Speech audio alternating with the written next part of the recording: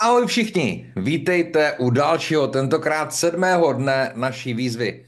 Musím říct, že jsem zase nadšený, že jste tady a že pokračujete v této cestě. Už teď máte za sebou spoustu práce a pracovali jsme na vašem mindsetu, budování kontaktu, rozpoznávání potřeb lidí a dalších důležitých tématech. A dneska máme před sebou něco výjimečně důležitého, co se týká každého z nás. Dnes si totiž povíme o odmítnutí. A hlavně, jak se s tím vyrovnat, jak změnit svůj pohled na něj a jak ho na místo překážky začít vnímat jako vaši velmi cennou příležitost. Protože odmítnutí je něco, co zažívá každý, kdo se snaží dosáhnout něčeho velkého. Ale víte co? Odmítnutí vlastně není žádný konec. Odmítnutí je jen začátek. Takže opět si připravte papír a tužku na poznámky, protože dnes se podíváme na to, jak vás vlastně každé ne může posunout blíž k tomu vašemu vysněnému ano.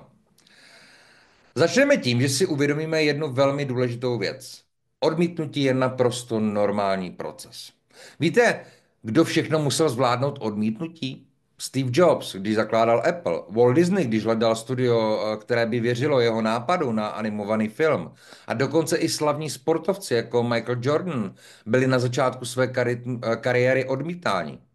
Odmítnutí tedy není něco, co říká, že děláte něco špatně nebo že nejste dost dobří. Naopak, odmítnutí je důkaz, že jdete do akce, že se snažíte, že se posouváte. A čím víc odmítnutí zažijete, zní to hrozně, ale je to opravdu pravda, tím blíž jste se dostali ke svému úspěchu. Ve skutečnosti každé ne, které dostanete, je krokem blíž k ano, protože s každým odmítnutím se něco učíte, a to vás prostě posiluje. Pojďme si říct zase 3 kroky, jak zvládnout odmítnutí a růst díky vlastně tomuto odmítnutí a růst vlastně díky němu. Za prvé, změňte svůj pohled na odmítnutí. To je první a nejdůležitější krok, je změnit tento způsob, jakým odmítnutí vůbec vnímáte. Většina lidí se cítí odmítnutím zraněná, berou to jako osobní selhání. Ale víte, odmítnutí není o vás. Když vám někdo řekne ne, neznamená to, že jste horší nebo že děláte něco špatně. Znamená to jen tolik, že váš produkt, vaše služba nebo vaše nabídka, já nemám rád slovo nabídka, ale řekněme to takto, nebo vaše nabídka momentálně danému člověku nesedí. V tu danou chvíli. A to je naprosto v pořádku. Přemýšlejte o odmítnutí jinak, jako o takovém filtru. Každé ne vám pomáhá odfiltrovat ty, kteří nejsou připraveni nebo pro které váš produkt prostě v tu danou chvíli není vhodný. A to je dobře, protože díky tomu máte více prostoru a energie pro lidi, kteří vás a vaše řešení skutečně opravdu potřebují. Příště, když vás někdo odmítne, zkuste si v duchu říct, skvěle, děkuji za tuto příležitost k učení, pochopte, že odmítnutí opravdu není konec, je to krok na té vaší cestě.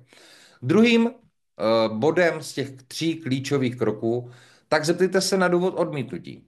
To je ten druhý důležitý krok. To znamená získat zpětnou vazbu.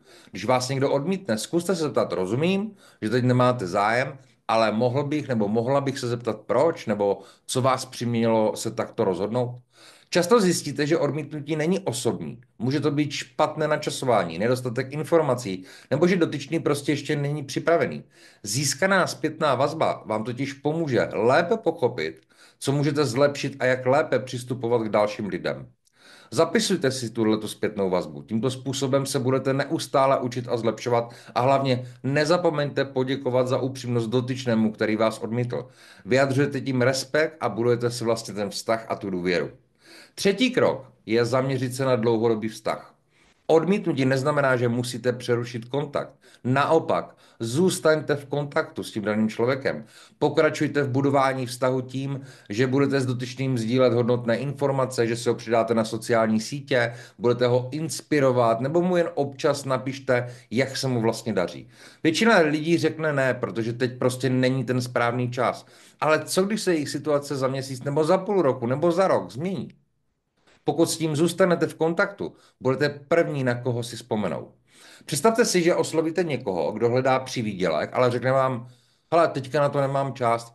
Místo toho, abyste to brali jako Konec. Odpovězte například, hele, v pohodě, Franto, rozumím, můžu se ti ozvat třeba za několik měsíců, až budeš mít víc třeba prostoru a času. Tím vlastně ukazujete, že respektujete jeho rozhodnutí a současně necháváte dveře otevřené. No a teďka máme zase čas, abyste vyzkoušeli své nové dovednosti a pojďme si říct ten plán na ten dnešní den. Zaměřte se na lidi, kterým jste ještě nenabídli svůj produkt nebo službu a zkuste je oslovit. Za druhé, pokud vás někdo odmítne, zkuste získat zpětnou vazbu a ptejte se, proč nemají zájem a zapište si poznámky. A za třetí, s alespoň jedním člověkem, alespoň s jedním člověkem, který vás odmítne, zkuste zůstat v kontaktu. Sdílejte s ním něco hodnotného, inspirujte ho, nebo mu dejte najevo, že jste tu pro něj, až bude připraven. A co je vlastně tím vaším dnešním úkolem? Za prvé, opět oslovit to naše magické číslo 5, to znamená oslovit 5 lidí. Za druhé, pokud vás někdo odmítne, zeptejte se na důvod a zapište si zpětnou vazbu. A za třetí, s jedním člověkem, který vás odmítl, zůstaňte v kontaktu a budujte vztah. Opět do komentářů po toto video napište, co jste se dneska naučili, jak jste získali třeba zpětné vazby, jaké ty zpětné vazby pro vás byly, jak to s váma rezonovalo, jaké jste měli úspěchy, protože přátelé, ty vaše komentáře můžou opravdu inspirovat ostatní. Ten dnešní díl byl o zvládání odmítnutí tématu, které se týká na rovinu nás všech. Pamatujte, že každé dne vás přibližuje k tomu vašemu ano. A zítra se podíváme na další krok, jak budovat dlouhodobou důvěru a vztahy s vašimi kontakty. Těším se na vás, na vaše výsledky a mějte naprosto úžasný den. Zatím ahoj.